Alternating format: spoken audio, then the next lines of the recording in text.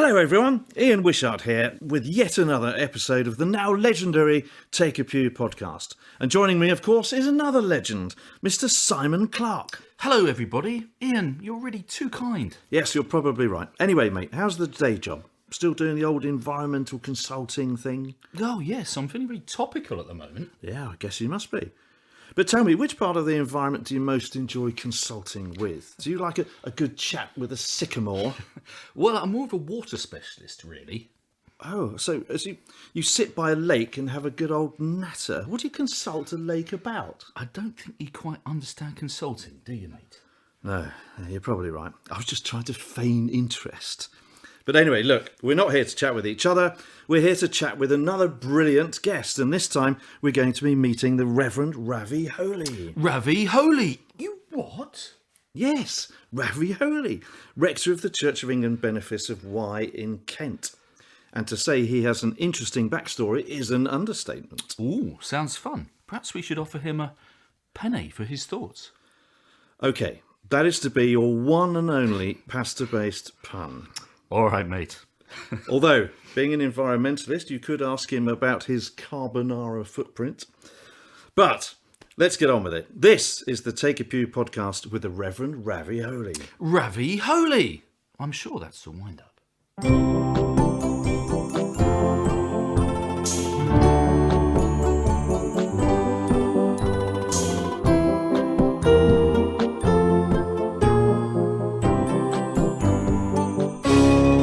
Take a pew. And here we are in the beautiful Kentish countryside in the village of Wye and in the vicarage and home of our guest, the Reverend Ravi Holy. Ravi, welcome to the show and please take a pew. Thank you very much.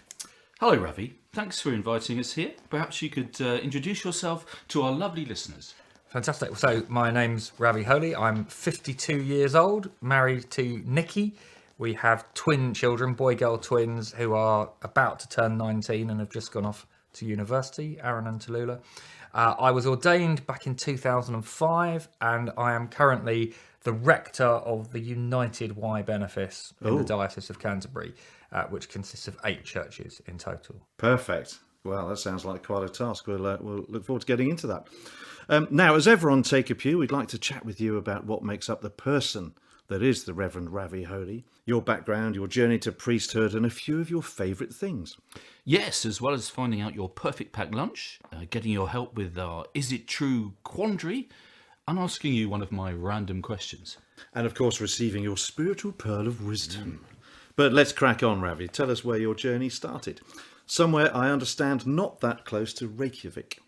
Well, I was born in Cambridge, so... Oh, okay. Yeah. So a fair distance. Yeah, I've got no idea what the distance to Reykjavik is. No.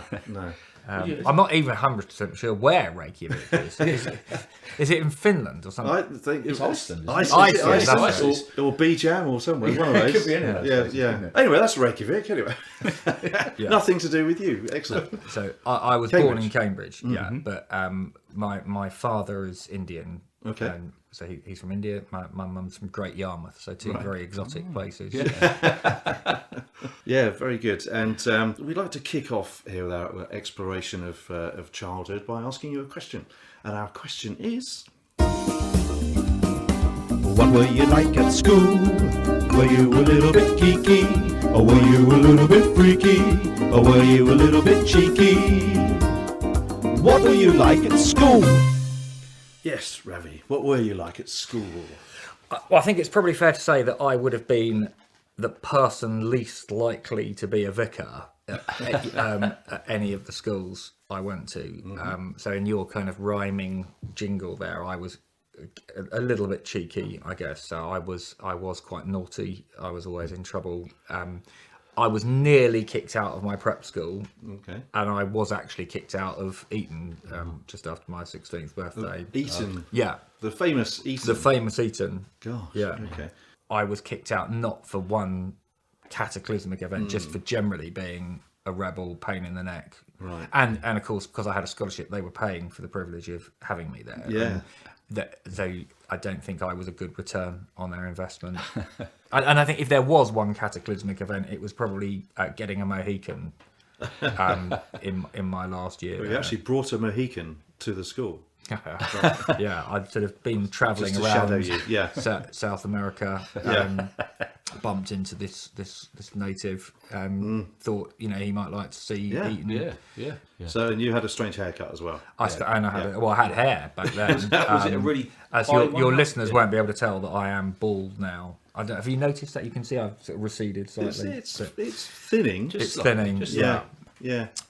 So yeah, but I gave myself a Mohican by accident, to be honest. It wasn't. I didn't set out to do it. I was just trying to give myself a haircut, and it went badly wrong. So Oh dear. Well, I must say you were our first old Etonian guest. What was it like at Eton? Never mind what you were like. I mean, what was it like?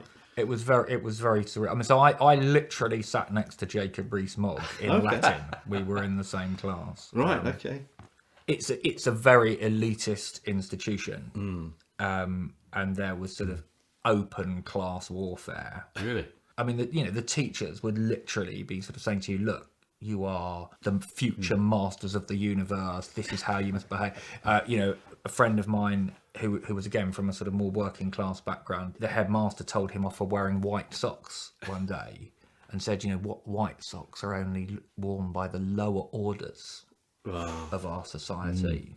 It was, I mean, that was the mentality. Did you have lots of time for extracurricular activities? Well, yeah, I mean, I think it was my extracurricular activities were also part of what contributed to my demise there. So no sporting interests? Oh no, I wasn't at all. I wasn't at all sporty.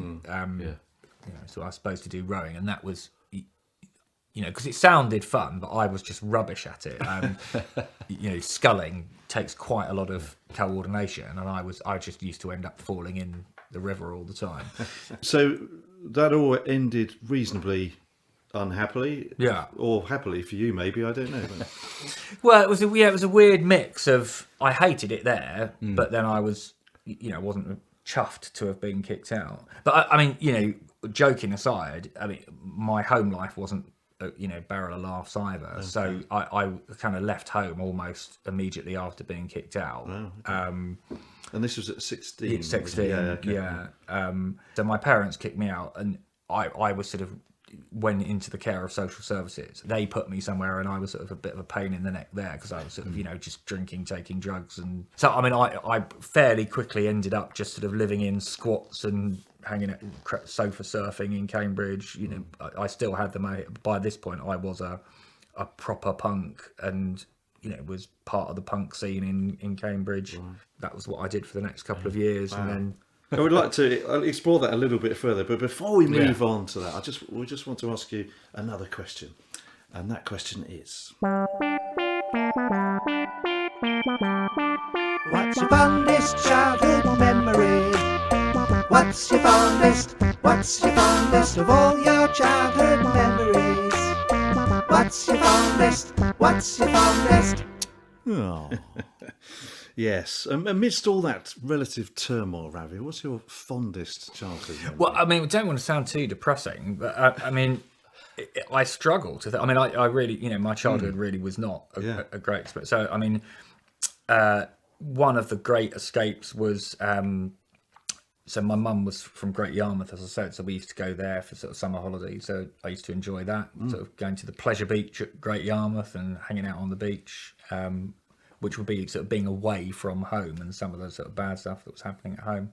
And I also sort of escape in movies. Okay, so I mean, a lot of my best memories are watching old classics on the telly, so Casablanca and The Great Escape. I even used the phrase by. Right. Yeah.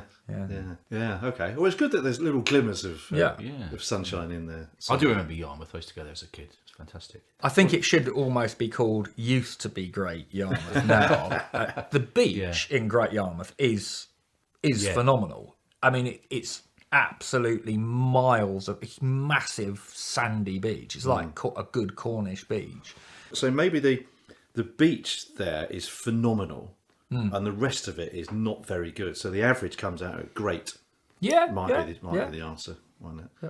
But anyway, interesting. So going back to the story, so we left you, as it were, in squats and a bit of naughty activity going on. Pick up. Yeah. So I then moved to London to join London, or Britain's only punk fringe theatre company called Wet Paint Theatre, which I thought was going to be my big break. But sadly, the company folded shortly after I got there. Okay. So I was then just in London with no home, no job, and no real reason to be there. I actually moved in with a mate of mine from Eton who lived in a big house in Fulham. So that was good. Well, that was handy. Not Jacob. Not definitely not Jacob. I probably won't name him on the podcast, but I mean he was an aristocrat as well. Right. But meanwhile, his parents were not entirely chuffed with the fact that he was just lying around smoking dope all day. So they were basically about to kick him out. And then I turned up, and that was sort of the finishing straw. But so we then ended up moving into a flat in Tulse Hill, Brixton, and not long after that was when I sort of got to the point that we call rock bottom, really, where I, a couple of mates of mine had died, all a bit of a wake up call for me, and a general sense of my life going nowhere. I think if I'd spoken to a mental health professional, they would probably have sectioned me on the spot. So I ended up having this fairly spectacular rock bottom at the funeral of one of these guys, and I didn't really have anyone that I could. I mean, all my friends were in the same category that I was. I didn't have any contact with my parents, and so I kind of did the fairly classic. If there's anybody there, I could really do with some help, and God turned up. There was. And so I mean, it really was a textbook conversion in one sense, because I'm at 2:23 on Tuesday, the 26th of April, I didn't believe in God, and at 2:24 I did. Wow. We use the phrase born again Christian. I mean, that was unambiguously the moment I was born again. I didn't actually become a Christian until 2 years later, because I thought that the God I had encountered was not the God of any organised religion, because he seemed nice. Do you know what I mean? like having been brought up in the church, and all this stuff about kind of hellfire, damnation, judgment, striking people down, and yada yada. Well, the God I'd encountered just seemed nice. Yeah. Yes. Yeah. Do you know what I mean? Because I went on to, over the course of the next 2 years, I came to the conclusion that, in fact, the God I had encountered was the Christian God, not some other God, and signed up, as it were. At the funeral of the last person in our group that had died, one of my other punk mates had a similar kind of conversion experience, and had then sort of had started going to AA, Alcoholics Anonymous, and had kind of told me, you're an alcoholic. If you carry on like this, you're going to die. You need to go to these meetings. And I was like, okay, maybe I have got maybe he's got a point. Maybe he's got a point. So I did go to a meeting with him, and he sort of said, yeah, all right, my name's Ravi, I'm an alcoholic. But at that point, I hadn't fully surrendered. So I was like, okay, I've got a problem. But I don't need to go to meetings every day like this guy is doing. I don't need to, work the steps or get a sponsor or stop going to pubs. I mean, I'll do it on my own terms. So, of course, my sobriety lasted from Christmas Eve to New Year's Eve, and I woke up in hospital again on New Year's Day from the consequences of a bender. So at the moment that I said, okay, if there's someone there, please, I really need some help, and I will do whatever it takes. And as I did that, the door of the pub opened, and this guy from AA walked in. And so for me, it might as well have been the angel Gabriel, holding a golden scroll saying, what you need to do is go to AA, and this time do what they tell you. The fact that guy walked through the door at that moment, was just lightning bolt. Okay. And I just went up to him and said, right, take me to a meeting. And, that was 33 years, 6 months and a couple of days ago. And I haven't had a drink in all that time. Wow, amazing. Yeah. Amazing. Thank the Lord. So for the next couple of years, I was just going to sort of meet at AA meetings and, praying. I was looking for God's guidance, and eventually that guidance involved God saying, no, I want you to start going to church. And I was guided to a particular big Pentecostal church in West London. Oh, right. Is that a church with 5 sides? Is that?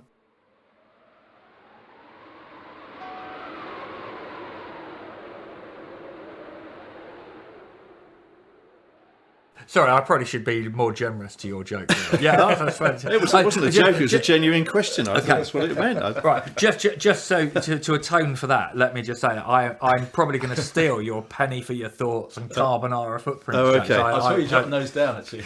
They're great jokes. And of course, it was at this Pentecostal church that I first became known as Pastor Ravioli. Oh, of course it was. Yeah. And that was. When did the just to step back on that? When did the holy bit come in? So I started going to the church, and I struggled a bit to integrate there. Finally, once I was clean, I was in a fit state to get a band together. So me and some other guys in NA had formed a band and was sort of starting to gig regularly. I'd grown the Mohican out. I had sort of long hair, so I kind of looked like a sort of Indian version of Steven Tyler. So there am I, 21-year-old lead singer of a rock and roll band who started going to a Pentecostal church. And one of the first conversations I had with the leadership there, one of the pastors said to me, are you sleeping with your girlfriend? And I thought this was a trick question. I thought she was kind of casting aspersions on my manhood. So I was like, well, of course I am. And then... And then they sort of explained to me that this was not part of the deal, which I was not very happy about. But then, so I kind of then eventually reluctantly submitted to this. And then that same pastor said to me, I'll put you on the prayer list. What's your surname? So now my actual original surname was Maharishi. That was an alternative spelling of the name Maharishi. So I was actually called myself Ravi Maharishi. Yeah, it's cool. Which, had a sort of rock and roll kind of vibe because of the Beatles and all that stuff. Yeah. So when I said Ravi Maharishi, she sort of went, you're going to have to change that. Because Maharishi is sort of Hindu and therefore demonic, and I was sort of like, that's crazy. I mean, Ravi is the Hindu sun god, so what have I got to change that as well? And she's going, well, God is telling me you need to change your name. And I was like, okay, well, thanks for sharing. But then, like a month later, I walked into church one evening, and a younger woman came up to me and said, look, sorry if this sounds a little bit weird, but I just felt God said, tell that man I do want him to change his name. But I did, again, a little bit cheeky, as you said in your jingle.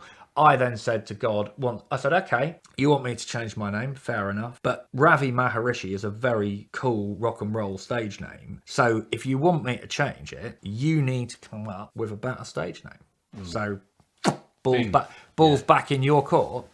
A few weeks later, walk into church. A third person who knows nothing about any of this, as I walked in, just went, oh, here comes Ravi Holy. And again, I just went, that's it. And I just thought, yeah, brilliant. So I just said, from now on, I'm Ravi Holy. I mean, I got the ravioli bit straight away, but it would be disappointing if that had gone straight over your head and you hadn't realised. Yeah, no, that was clearly part of the revelation. But what did take a bit longer was because not long after that, the band split up. And in fact, that's when I first started thinking about going into ordained ministry. Right. So I did a year at this Pentecostal Bible college. So there you are in the Pentecostal church, wondering what to do. So you've got a scattering of school qualifications and nothing like a degree or anything like that. So obviously you were then leaning towards training, as you were saying. Yeah, well, but then I had a sort of parting of the ways with that particular church because, like I said, it was quite extreme. 6 years into my process of recovery or healing or whatever you want to call it, I'd sort of gone into therapy and started to address sort of, some of the sort of worst things that happened to me as a kid. And that, that was quite a challenging time. And, the Pentecostal church I was in, they were just sort of going, well, you need to forgive the abuser. That was like their first, before even, oh no, that must have been awful. And even if this did happen, you've given your life, whoever's in Christ is a new creation, hallelujah. Why are you still talking about something that you should have left at the cross? And so I left that church, and Nikki and that's where I met Nikki. Okay. And she was becoming similarly disillusioned with what was going on there. So we then turned up, we started going to an Anglican church. Okay. which was just completely different. Yeah. Like, so the vicar there, when I was talking to him about my struggles, and I remember him sitting there going, oh my goodness, I just feel completely out of my depth. I just don't know what I could possibly do or say to help you. I mean, all I can really do is offer you my love and support. I've got a friend who's a psychiatrist. I could pay for a few sessions. I mean, it's just completely the other end of the humility, generosity. So that was that probably gave me quite a good vibe about the Church of England. Yeah. A few years down the road, I was like, okay, I feel God's got something He wants me to do, but I'm not sure what it is. Right. Okay. And Nikki and I went on a sort of do-it-yourself retreat. Said, what should I be doing? And again, had the sort of very immediate, clear, you need to become a vicar in the Church of England. Right. Okay. But then obviously I had to convince the Church of England that I was a suitable candidate. And I mean, you can see that they would have had a few concerns. Interestingly, they were more concerned about me having been a Pentecostal than having been a drug addict, genuinely. Obviously, you passed the selection conference, got recommended for training. I guess you did sort of 3 years at a college somewhere. Did 3 years at Trinity College, Bristol, Okay. which was fantastic. I mean, because I hadn't been to university. Yeah. Yeah. The whole experience. So I just loved it. Just absolutely. Lapped it all up. Absolutely. Yeah. I mean, because I was only supposed to be doing 2 years, and I actually sort of paid to do it. Oh, really? I was so keen to do it myself that we just sort of funded it. Plus, of course, my wife gave birth to twins 3 months after we got there. Yeah. So all my colleagues who were doing the 2-year course, I mean, we arrived in September. January, they were going off doing interviews to where they were going to go for their curacy. Right. And, Nikki sort of virtually didn't sleep until about a year after that. I mean, it was a crazy time. Yeah. So having that extra year was good for the family as well as for me being able to do the degree. But I absolutely loved it. Yeah. Sounds fun time. It was brilliant. Doing any music at that point, or was it all too busy? Yeah. So I mean, occasionally when we had sort of college reviews at sort of Christmas and in the summer, I'd sort of get a band together and do a little bit of music or some comedy stuff. This was the era when Ali G was very big. Right. So, and at the time I had a goatee as well. So, I mean, I used to, as I was walking down the street, people would shout Ali G at me. So we did a whole kind of thing where I sort of got into this, and like I did Ali G, and so I did interviewing people. And in fact, one of the best jokes in my set that I do now came from that time, which was like I said to the guy, so I have a question for you, Vicar, then. If Jesus was the Son of God, right, how come he was so ugly?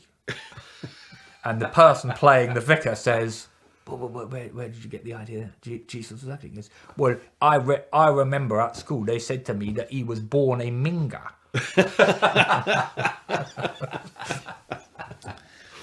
Yeah.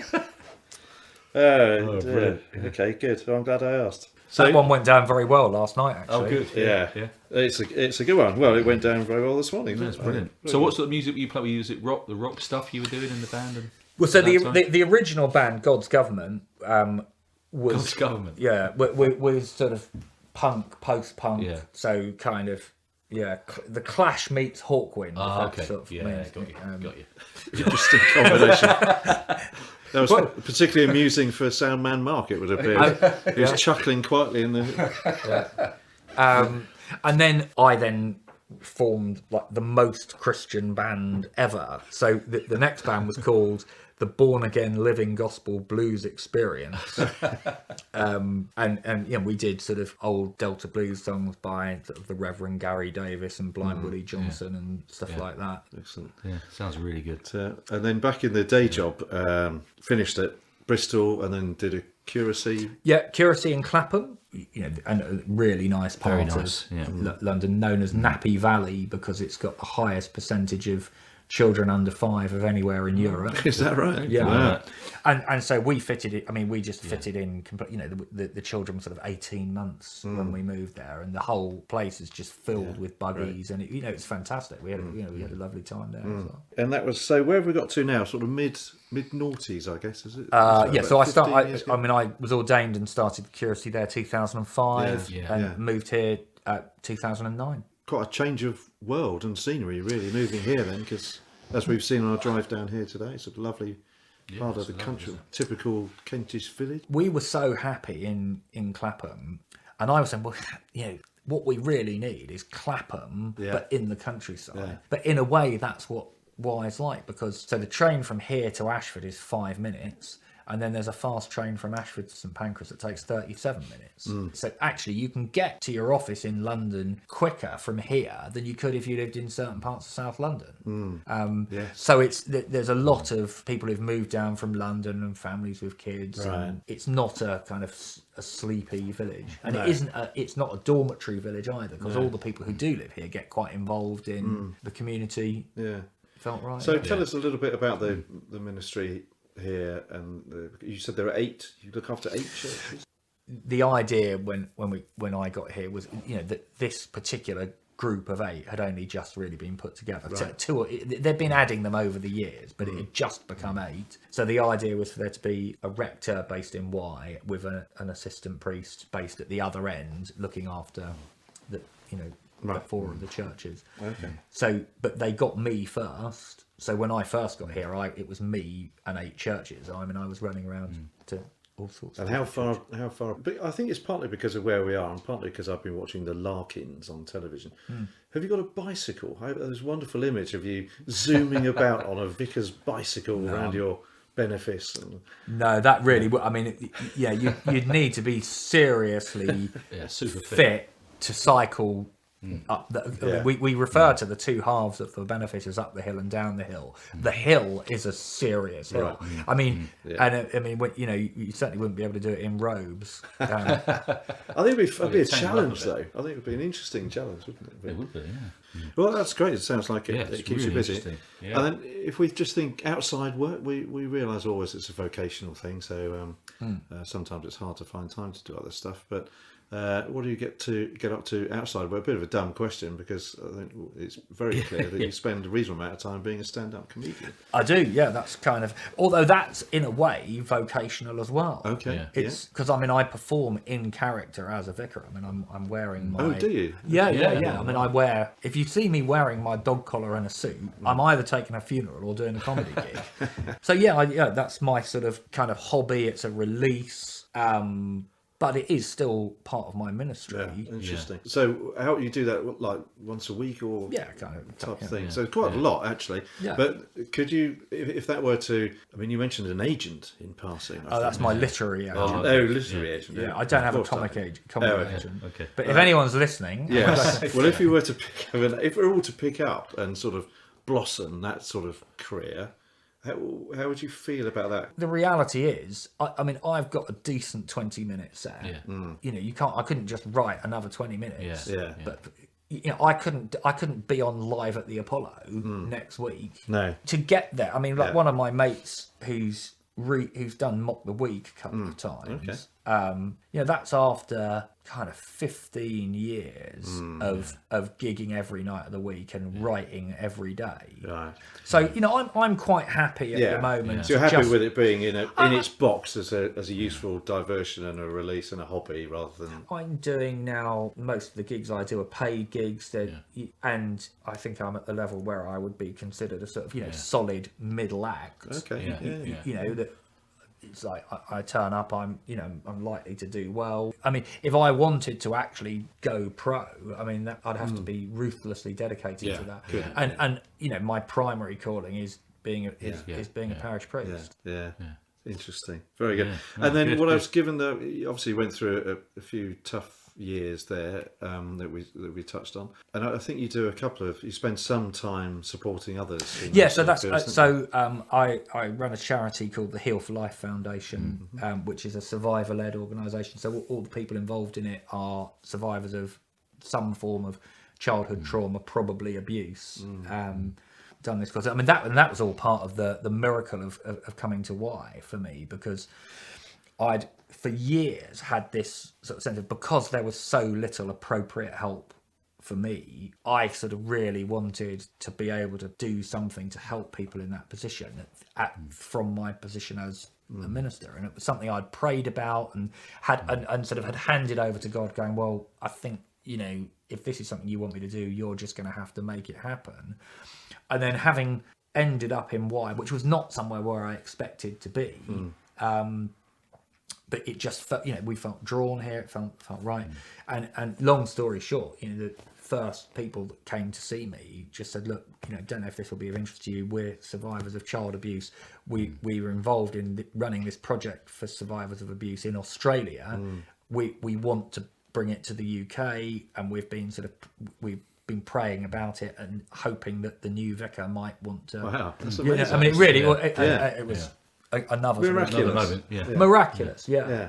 So I then sort of went over to Australia to sort of do the course myself, which was hugely important for me. I mean, it was really helpful for me personally. And then after I came back, we sort of started running it here, and so that's been an incredible part of my life.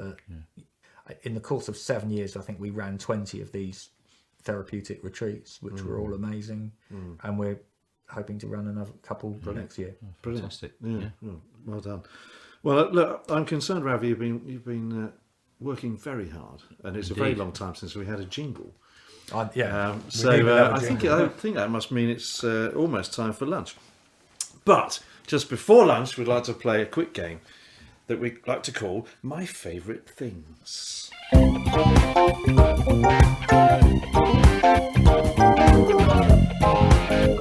My favorite things.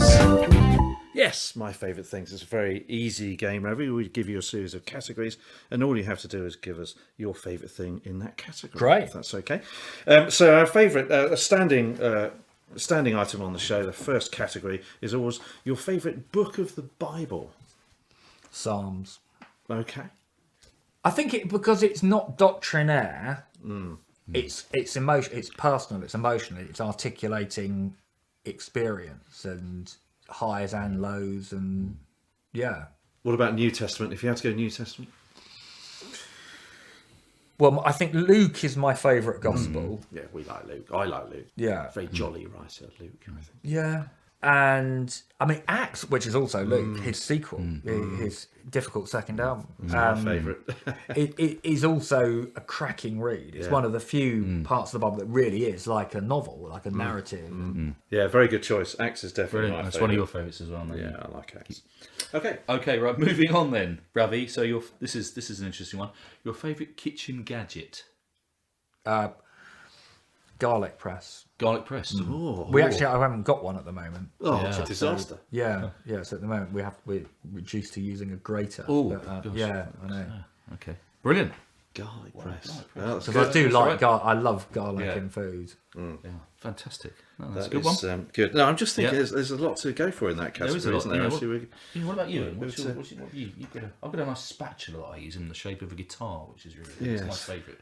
do you know, thing. someone suggested to me recently that St. Paul is an anagram of spatula. Really? Which That's I thought fantastic. was hilarious. but it's brilliant. not quite true. Oh, what's missing? No, I think there's too many A's in spatula. Yeah, I think yes. Brilliant. But the idea of St. Paul's an anagram of spatula, I thought was hilarious. Yeah. But yes, I don't know. What's my favourite? I find those speed peeler things for potatoes and carrots and. Oh yeah. I find those very satisfying. Yeah. Speed peeler. Speed peeler. Yeah, there's Why is it different to a normal peeler? because they're faster. Anyway, Okay. I'll shut Yeah, up, there 'cause we you go. obviously got no idea what I'm I've talking got no idea what you're talking about. But we probably use our coffee machine. Oh, we've got a couple of KitchenAid things. They're quite nice. Okay. Anyway, moving on. Moving on. Our third category is always a top 5. Okay. And we have had this category before on our very first show, which, as we record it, was actually celebrated its anniversary just this week. But from having a chat with you, it's clearly you feel very strongly about this milieu of the arts. And so your top 5 films. Okay, so the top 4 is quite easy. Okay. So we might have to have a sort of vote off for the Okay. fifth one. Okay, Yeah, yeah, we'll that's do good. that. We like those. Yeah. So the top 4 in chronological order. Right. I'm really geeky Wow. about movies. I mean, Love it's terrifying. So, Kind Hearts and Coronets, Wow. Okay. 1949. Have you seen? Yes, I have. I haven't seen it, but I've heard of it. Black and white. It's a great film. Yeah. If Oscar Wilde wrote, directed, and starred in a film, this would be that film. Okay. It's my recommendation. I'll write that one down. Number 2, Singing in the Rain. Oh. Which is, I mean, Yeah. I've always loved. I had the privilege of seeing a 4K restoration of it at the National Film Theatre recently. And it was just absolutely overwhelming. Yeah. Just pure joy on celluloid. Amazing. Wow. Okay. Number 3, The Godfather, which is probably my actual favourite film. Is it? Yeah. Okay. And what, The Godfather, The not Godfather. 2 or 3? I mean, I like 2. Yeah. Yeah. Well, no, I mean, 2 is... It's a toss-up between 1 and 2. Yeah. Up until recently, I would have said 3 was almost on the same level, but we watched it again recently, and I do think it is. It's quite slow, isn't it? It's very atmospheric. It's a bit like the first hour of The Deer Hunter, isn't it? It's, Like a Deer Hunter as well. Yeah. But yeah, so I mean, I think it is The Godfather, Yeah. the original Godfather. Yeah. It's just, I just love it so much. Yeah. And And it has lots in common with Singing in the Rain, doesn't it? It's almost like watching the same film back to back. I just trying to think if there is any connection I could make Well, we can between work on the that. two. I'm sure I'll between come back us, to you we on can that. come up with something. And then number 4 is Stanley Kubrick's The Shining. Ooh. I mean, I'm a big Kubrick fan. Yeah. And Yeah. I do love that movie. A mind-blowing film. I've seen it several times at the cinema as well as on video. Yeah. I've Yeah. only seen that once at the cinema. Jack Nicholson. wasn't Yeah. it? Yeah, I've seen it once. So that's 4. Yeah, So that's 4. So, I mean, competing for 5th place, there's about another set. I mean, really, what I'm doing is getting a sort of top 10 in here by pretending. But Okay, we've had that trick before in other categories. contenders for it would be Back to the Future, When Harry Met Sally, Yeah. Lawrence of Arabia, Ooh. Like that one. a David Lynch film like Lost Highway, Oh, I don't know that. no, or That Mulholland sounds like the Drive. arty choice. Yeah, it's the arty choice. Yeah. I'm very partial to Oliver Stone's film of JFK, Yeah. and if I was going to have a Hitchcock, it would be Dial M for Murder. Great. I love that. Yeah. Oh, let's go with that. Let's go with Yeah. All right. Dial M for Murder Yeah. is my number 5. Yes. Then. I watched that again recently because we saw it at the theatre, darling, Right. a few months ago. What a play of it. A play of it, yeah. Oh, yeah. which is quite unusual in Guildford. And so immediately having watched that, we thought we must try and watch it. So we we couldn't find it for a while. Eventually, and we were looking for A Perfect Murder, Which is also good. Yeah. I really like a perfect. And then we eventually found the Dial M for Murder and the wonderful police inspector. He's so well yeah. played, isn't he? Yeah. It's great. Anyway. Well, anyway, listeners, if you haven't seen Dial M for Murder for a while, or any other of those wonderful films, they're all great choices. Apart from the one I've never heard of, I'm sure that's a great choice as well. Yeah, I've written that one down, actually. Yeah. But anyway, okay. Okay, so moving on, something a bit more intellectual. Your favourite toiletry item? Yeah, good question. Yes.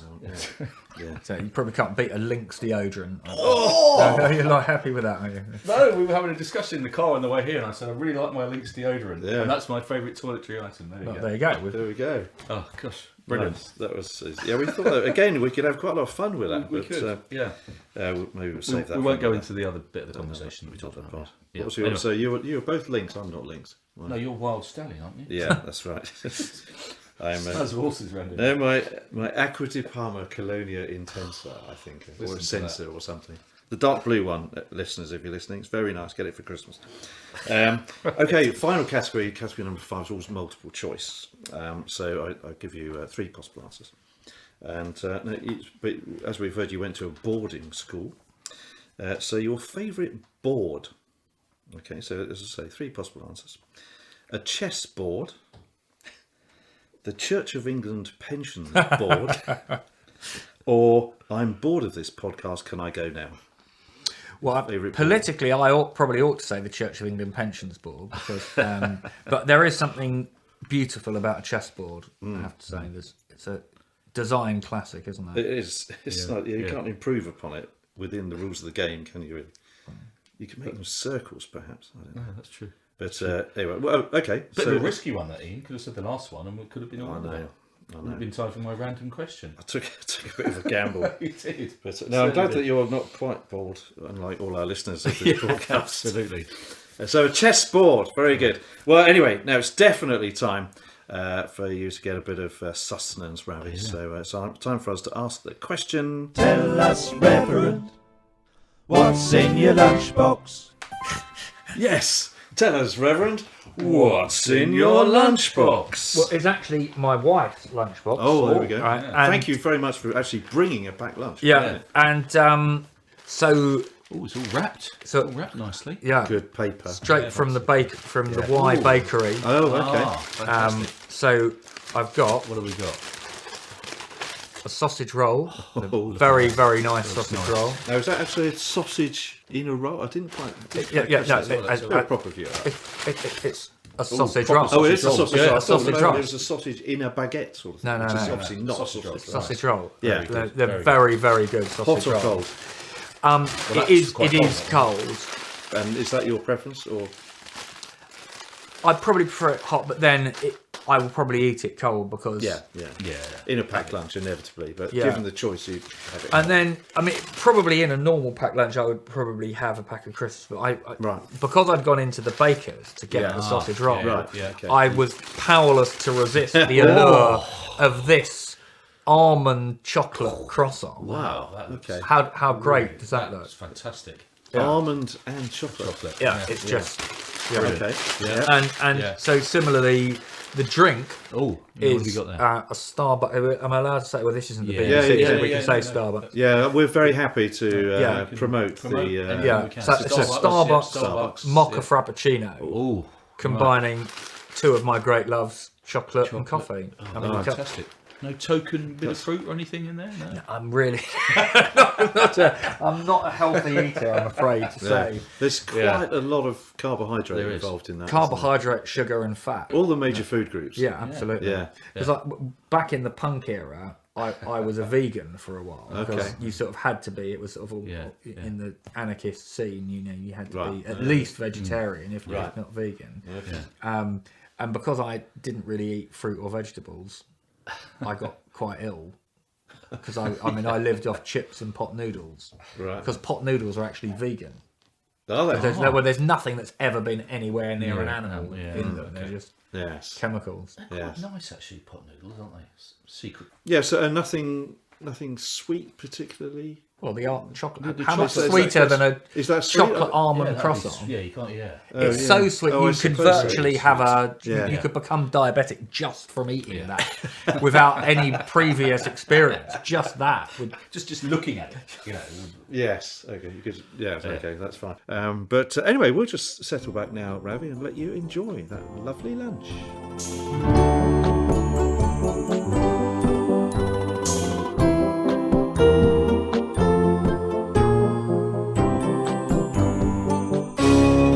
Take a pew. And welcome back. We're taking a pew with the Reverend Ravi Holy, who has just seen off a splendid packed lunch with plenty of pastry involved. Very impressive. Indeed. Now, Ravi, we've had a good chat about what's happened in the past. What would you like to be talking about if we were doing this show with you in another 20 years' time? Well, I'd be pleased to still be here for a start. That's a really interesting question. So I would like to think in 20 years' time, I would have got this book that I'm trying to get published at the moment. I'd like to think that book would have come out, and that as a result of doing that, I would have been doing sort of more sort of media stuff than I currently do. I sort of quite often do sort of things like pause for thought on the radio and sort of paper reviews on the telly and stuff. And I enjoy doing that sort of stuff. So I hope I do be doing a bit more of that. Continuing to do comedy. Like by that point, maybe I'll have my good hour show. Still doing the work with my charity therapy. I guess by that point I would no longer be a vicar in charge of a church, but obviously once a priest, always a priest. So still, I mean, really, just doing everything I do now, but just a little bit more of it, because I love everything I do. Yeah, that's really good. Well, which is great to realise that, I think, isn't it? Yeah. And they all integrate really well. So, What's the book about? well, it is the Ravi Holy Your story. life story. It's my life story, but with a particular emphasis on sort of the spiritual journey and the therapeutic journey. Yeah. How have you found writing that? It was quite challenging at first because I'd done something similar many years ago when in the sort of Pentecostal era, where I sort of wrote it was more a testimony type of thing of like, this is how I found God and you can too type of thing. And what was quite interesting about it is I just didn't talk about my childhood at all.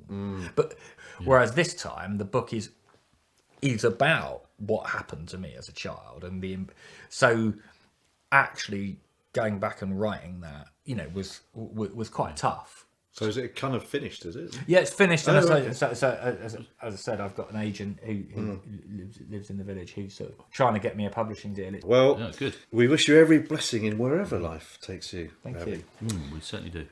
And that brings us to the part of the show where we like to exercise our spiritual and intellectual muscles. Very shortly, we'd be honoured if you would bring us your spiritual pearl of wisdom. Yes, but just before that, it's time to solve another biblical issue which has been causing us some pause for thought. And we call this part of the show... Is it true? Is it true? Is it true? Is it true? Now, Ravi, what we'd like to knock around with you is this. Is it true that after they had used up the number 7 in the creation story, the writers of the Bible were only allowed to use the numbers 12 and 40? Hence 40 days and nights of the flood, 40 years walking in the wilderness in Exodus, 12 tribes of Israel, 12 disciples, many other examples.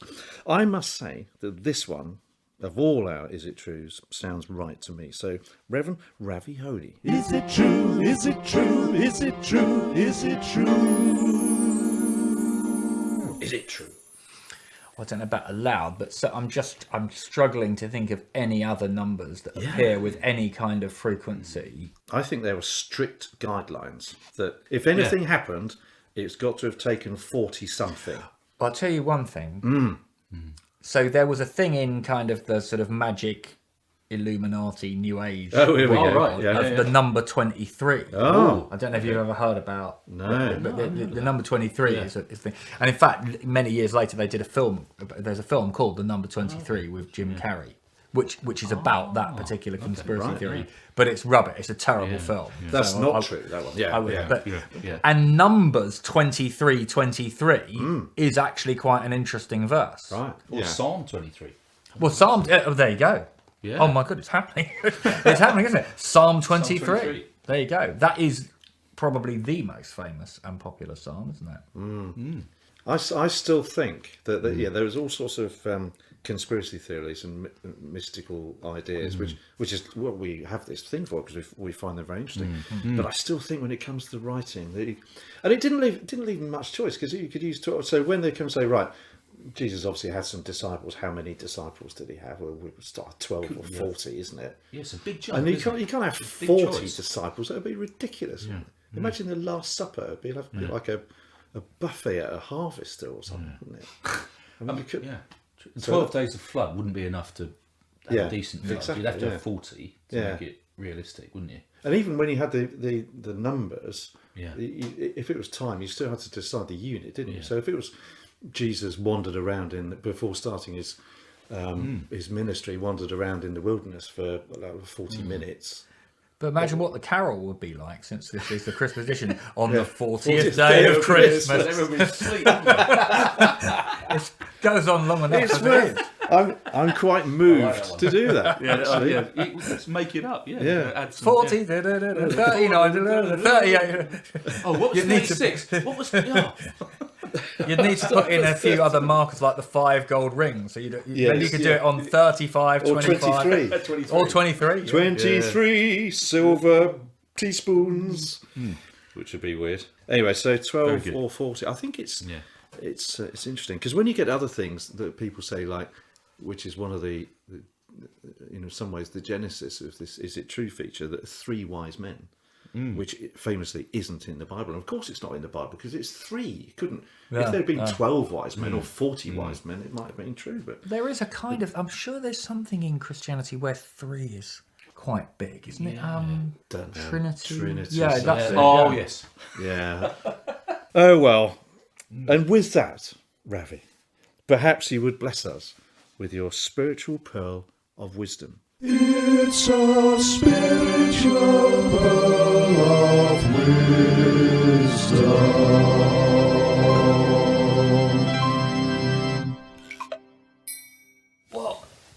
things that occurred to me recently is, I mean, I talked earlier about being born again, and my life does divide very neatly into these two halves of before that moment where I turned to God and after. And in a way, the name change was also part of that.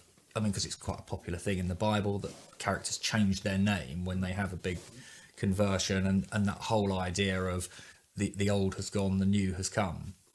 And that has been the story of my life in many ways. My life before I turned to God was just a nightmare, really. Just one nightmare, the nightmare of my childhood, followed by the nightmare of the sort of drug addiction, and God set me free from all that, and everything's been, getting better on that kind of trajectory ever since, which is great.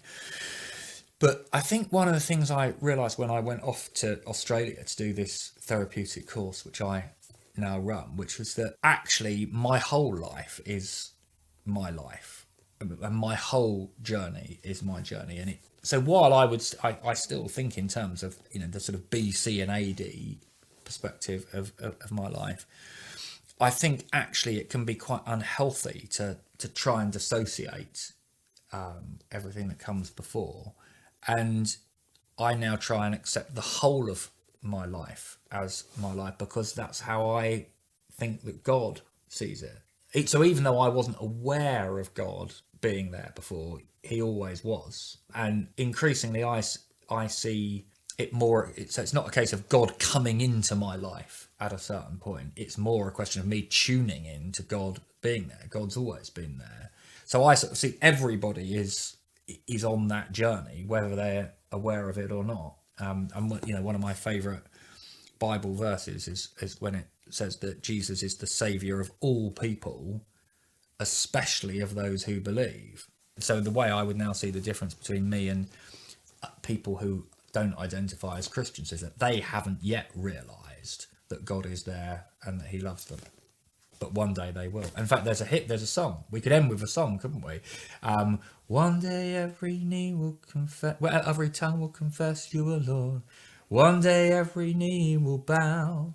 Still the greatest treasure remains for those who gladly choose you now. So Merry Christmas, everybody.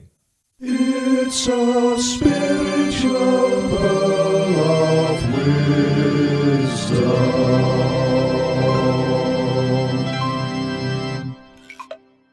Well, thank you very much for that, Ravi.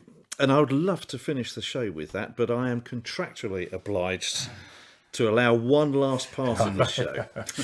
And that is... Simon's random question. Simon, what's your random question for Ravi? Yeah, well, Ravi, my random question for you is this. You have a range of wonderful and ancient church buildings in your benefice, but if they had to be pulled down and rebuilt using only a single foodstuff, presumably because of Brexit or something like that, which single foodstuff do you think would be the best to use to rebuild them? That's a very important question in this day and age. Yes. Well, rather disturbingly, the image that's come into my mind straight away is Weetabix. I'm just thinking that love it. Weetabix would make quite a good... Yes. Yeah. I think the problem with a lot of things is moisture. Yeah. Which is probably... Oh, well, Weetabix would, if it rained, it all go. The church would suddenly double in size. Great, that's what we're all praying for. Pray for that all the time. That would be perfect, wouldn't it? I think you've gone straight down the right path, because you wouldn't want any sort of meat-based product. No. I mean, that would be horrific. That would be very quite disturbed that this even occurred to you. Well, it's just you go through all the possibilities. Well, if the food stuff's meat, it would rot, wouldn't it? Yeah. And you wouldn't want any dairy, really, because that would go off. And that, I mean, being inside a cheese church. No. Mind you, people could come to worship Jesus, couldn't they? I can't believe you said that. Well, bread, maybe just a bit. Bread, the bread of life. The bread of life. You could hollow that out. Yeah, you could hollow out some bread, couldn't you? Yeah, that would just work. Make it nice and warm inside. Be warm and toasty inside. Oh, it would. Yeah, and communion. You wouldn't have to go and buy all those little wafers. pick a bit off the People roof. Just Yeah, pluck a bit absolutely. off. That'd be fantastic, wouldn't it? So, I mean, after 1,000 years or so, the walls might get a bit thin. But that would be great because you'd say the wonderful heritage of this building, where all the walls have been pecked away to be used. Or What about spam? We're back to meat. Oh, we're back to meat. Oh, yeah. Spam it's the right shape though. Spam. You could imagine little brick. If you wanted to do just a temporary structure, you could. The mortar would be the little jelly bit the that jelly goes bit, you around can it. stick it on there. Wouldn't be very nice colour though, would it? For people, really. You begin to understand why Yeah, they built churches yeah. out of stone, don't you? Yeah. I think it's a good Yeah, shout. And, no, okay. and all these Brexit regulations, I think, are a bit ridiculous. But I think we might be onto something with Weetabix then. I think Weetabix is it. Yeah. I think that's it. I think that's probably is the answer. Definitely. Anyway, well, thank you for that, Simon. Frankly, Yes. quite a practical poser. Well done. And that was... Simon's random question. And on that rather breakfast-based note, it's time for us to draw stumps on our delightful visit to Kent. Ravi, it's been a great pleasure chatting with you. Thank you for being on the show. Been fantastic. And thank you, dear listener, for joining us once again. Don't forget to subscribe to or like the show. And amazingly, we've got more great guests lined up in 2022. But in the meantime, we wish you all peace and joy at Christmas. And it just remains to say, toodle pip from me. And tatty bye from me. Join us again next time as we take a pew.